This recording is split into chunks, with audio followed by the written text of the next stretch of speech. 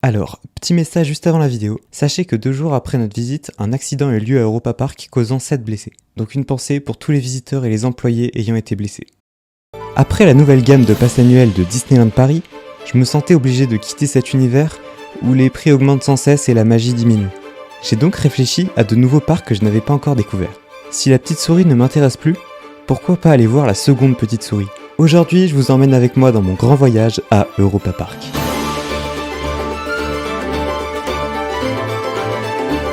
Avec Magic Coaster, on a planifié ce plan pendant des années, c'est faux, une soirée, pour finalement trouver ce plan extraordinaire. Alors, attachez-vous bien, départ imminent pour Strasbourg.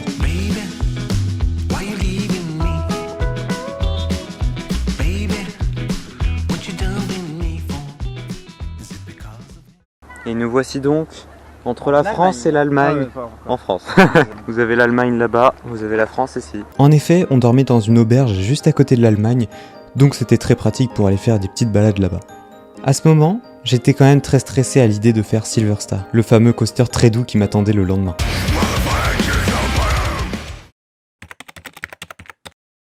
Et nous voilà donc partis vers Europa Park. Je stresse un peu beaucoup à la folie. Pour Silver Star? Oui. J'ai hâte pour Pirates Batavia, j'ai hâte pour tous les Dark Rides surtout. Sur la route, j'avais très hâte et surtout, je n'avais regardé aucune vidéo du parc auparavant. Il me restait donc tout à découvrir.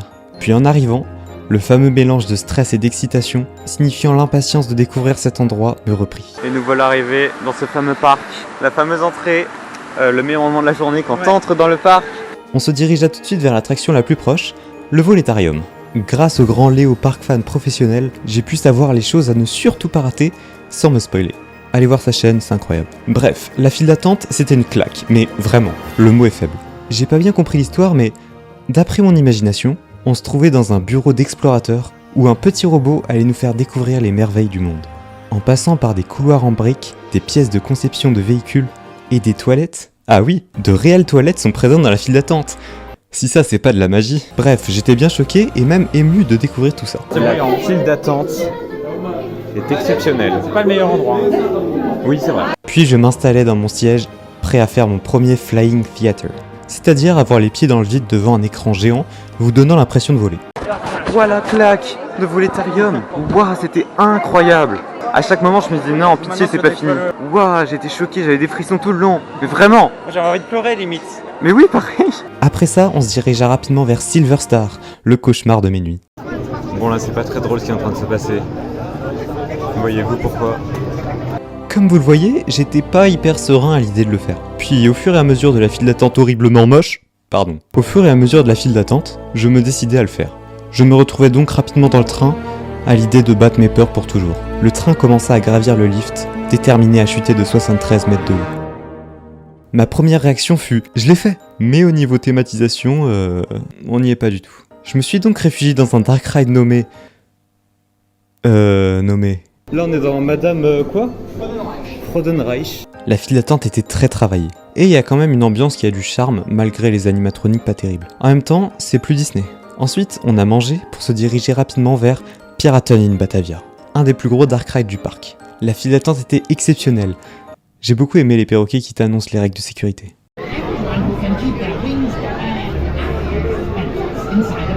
La storyline est très simple à comprendre et les détails sont au rendez-vous. L'embarquement et les bateaux sont magnifiques et j'ai beaucoup aimé les jeux de lumière dans le ride, car les éclairages se déclenchent au passage du bateau, ce qui rend le tout plus spectaculaire.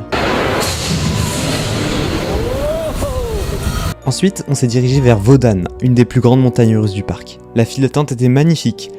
Un peu répétitive, mais ça va. J'ai juste pas réussi à comprendre la storyline, mais apparemment Wikipédia ne le sait pas non plus. Ce fut donc mon premier Wooden, mon premier coaster en bois, et ma première réaction fut « Waouh, les vibrations !» Et les à-coups, j'ai jamais vu ça. On n'avait même pas encore gravi le lift, j'en pouvais déjà plus. Maintenant, je vous présente la pire attraction de Europa Park. Celle qui m'a traumatisé, Euromir. Je m'attendais déjà à pas grand chose de cette attraction et...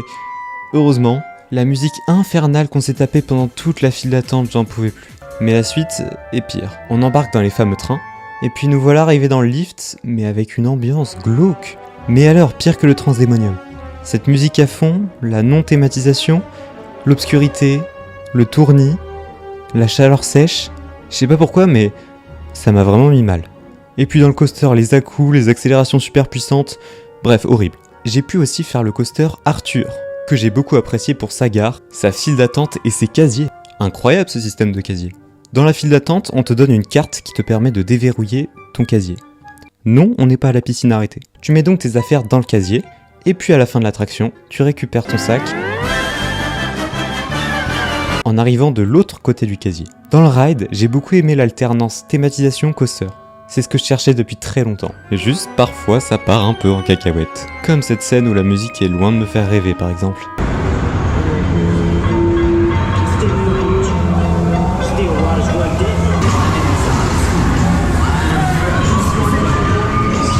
On a pu aussi faire Blue Fire, la 3e plus grosse montagne russe du parc. Moi j'étais content parce qu'il y a de la théma présente au début. Alors même si je me suis cru dans la boîte de nuit du coin de rue avec toute cette fumée, la partie Dark Ride était très sympathique avec un animatronique juste à côté de nous.